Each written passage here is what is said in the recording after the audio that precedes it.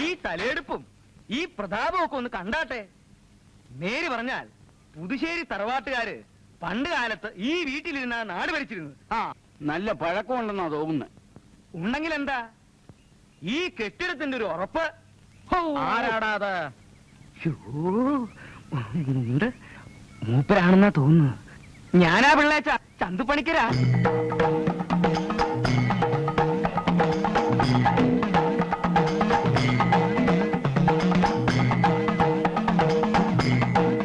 ചന്തുവായാലും കിന്തുവായാലും വീട് വിൽക്കുന്നില്ല എന്നാണ് എന്റെ പുതിയ തീരുമാനം. അയ്യോ, അങ്ങനെ പറയരുത്. ഒന്നും പറയണ്ട. എന്റെ സർവ്വ ഐശ്വര്യങ്ങൾക്കും ഏക കാരണം ഈ വീടാണ്. അറിയാവല്ലോ. നല്ല പാർട്ടിയാണെങ്കിൽ, കമ്മ്യൂണിസ്റ്റ് പാർട്ടിയായാലും ശരി, കോൺഗ്രസ് പാർട്ടിയായാലും ശരി, ഞാൻ ഈ വീട് കൊടുക്കുന്നില്ല. ആ പാർട്ടി അല്ല. പിന്നെ നല്ല പാർട്ടിയാണെങ്കിൽ പിള്ളേച്ചൻ വീട് കൊടുക്കാമെന്ന് വാക്ക് പറഞ്ഞിരുന്നു. തല പോയാലും പിള്ളേച്ചൻ വാക്ക് മാറില്ല. വാക്കല്ലാതെ പിന്നെ തല മാറ്റാൻ പറ്റുള്ളൂ. ഹിന്ദുക്കൾക്ക് വീട് കൊടുക്കില്ല എന്നും ഞാൻ പറഞ്ഞിരുന്നു. അതെനിക്ക് ഓർമ്മയുണ്ട്. ഓർമ്മയുണ്ടല്ലോ. ആ, ഇത് ഹിന്ദു അല്ല, അസല് ക്രിസ്ത്യാനിയാ. താനെന്റെ ബലഹീനത്തിൽ തന്നെ കയറി പിടിച്ചു കളഞ്ഞല്ലോടോ പണിക്കരെ. ഇതേ എനിക്ക് വേണ്ടപ്പെട്ട ഒരാളാ. ശരി, ഒരു ക്രിസ്ത്യാനിക്കാണ് ഈ വീട് വിധിച്ചിരിക്കുന്നതെങ്കിൽ അങ്ങനെ ആയിക്കോട്ടെ. ഈശ്വരാ, താൻ അകമൊക്കെ കൊണ്ടുവന്ന് കാണിച്ചു കൊടുക്കടോ. ചെന്നാട്ടെ ചെന്നാട്ടെ.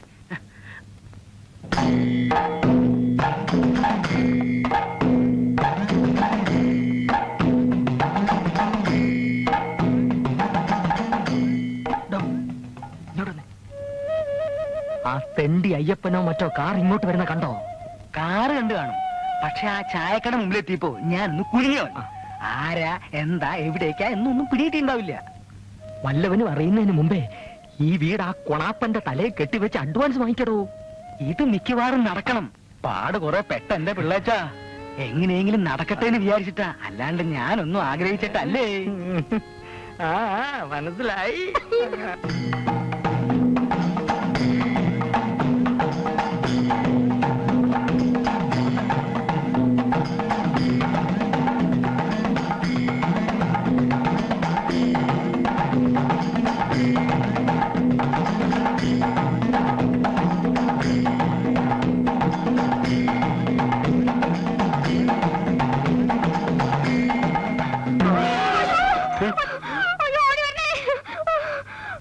എന്താ എന്താ?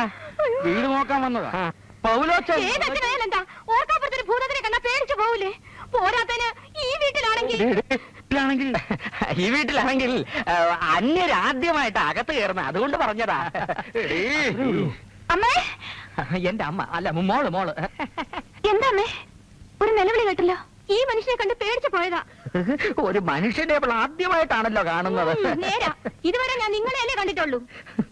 എന്റെ ഭാര്യ ആയതുകൊണ്ട് പറയവല്ല, ഭയങ്കര തമാശക്കാരിയാ. തമാശ കുടുംബം.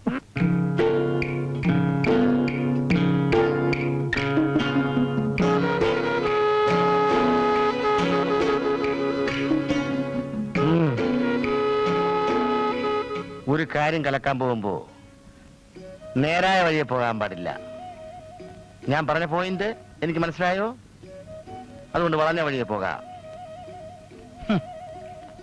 ഹനുമാൻ ലങ്കയാടിയപ്പോ അയ്യപ്പൻ മതിലയാടുന്നു, അത്രേ ഉള്ളൂ സംഭവം.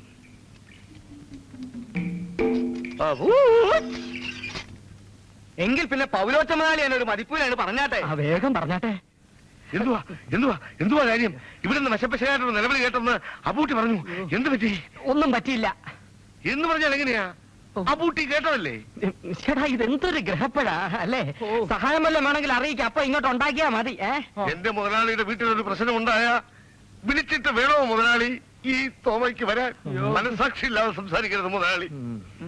ഞാൻ പേടിച്ചു പോയത് പ്രത്യേകിച്ചും ഈ വീടായതുകൊണ്ട്. അയ്യോ, ഈ വീട്ടിന് എന്താ ഒരു കുഴപ്പം? അത് ഈ വീട്ടിലെ അതെ, ഈ വീടിനോട് നാട്ടുകാർക്കൊക്കെ ഒരു പ്രത്യേക സ്നേഹം അല്ലേ ചന്തു? പിന്നെ ഇതേതാ ഈ മീശപ്രതി? ഏതായാലും നാളെയോ മറ്റോ കെട്ടിയോളെയും പിള്ളേരെയും വിളിച്ചോണ്ട് വരാം. അവരും വീടൊക്കെ ഒന്ന് കാണട്ടെ. അത് വേണോ പൗലോച്ച? അതാ നല്ലത്. അവലോസിന്റെ അല്ല, പൗലോസിന്റെ ഭാഗ്യം തെളിഞ്ഞിരിക്കുന്നു. ഈ കച്ചവടത്തില് ഇടനിലക്കാര് വേണ്ട. കാശിന്റെ കാര്യത്തില് എന്ത് നീക്കുപോക്ക് വേണമെങ്കിലും പിള്ളേച്ചൻ ചെയ്തു തരും. കച്ചവടം ഉറപ്പിച്ചിട്ട് മറ്റുള്ളവർ അറിഞ്ഞാ മതി. കല്ലല്ലേ ഇത്? പിടിക്കാത്തണ്ടി. അലവലാതി. 6 മാസങ്ങൾക്ക് മുമ്പ് വീട്ടുജോലിക്ക് നിന്നിരുന്ന പുതുക്കോട് ശാന്ത എന്നൊരു പെൺകുട്ടി ഈ വീട്ടിൽ തൂങ്ങിച്ചത്തു. ഇരവി രാമൻപിള്ള കോൺട്രാക്ട് എടുത്ത് കെട്ടിയ ഒരു പാലം പൊളിഞ്ഞു. കാറിന്റെ ഡ്രൈവർ ആക്സിഡന്റിൽ മരിച്ചു. ജ്യോത്സ്യവിധി പ്രകാരം താമസിക്കാൻ കൊള്ളാത്ത വീടാണെന്ന് മനസ്സിലായി. പിള്ളയുടെയും ചതിയൻ ചന്തുപ്പണിക്കരുടെയും ചതിക്കുഴിയിൽ വീഴാതെ സൂക്ഷിക്കുക. എന്റെ പോയിന്റ് മനസ്സിലായോ? കുഞ്ഞിരാമൻ പറ്റ ₹1.85. ഒരു അജ്ഞാത സുഹൃത്ത്. അപ്പൊ അതാണ് കാര്യമല്ലേ?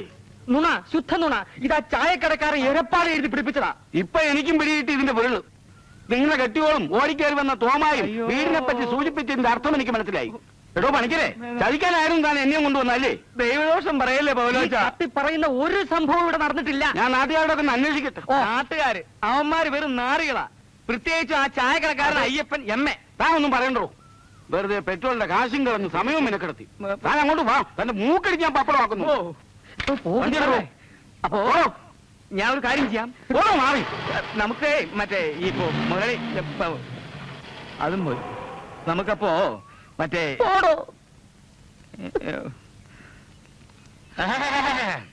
ചന്തു നിൽക്കണു കാലമാണ്. അയ്യോ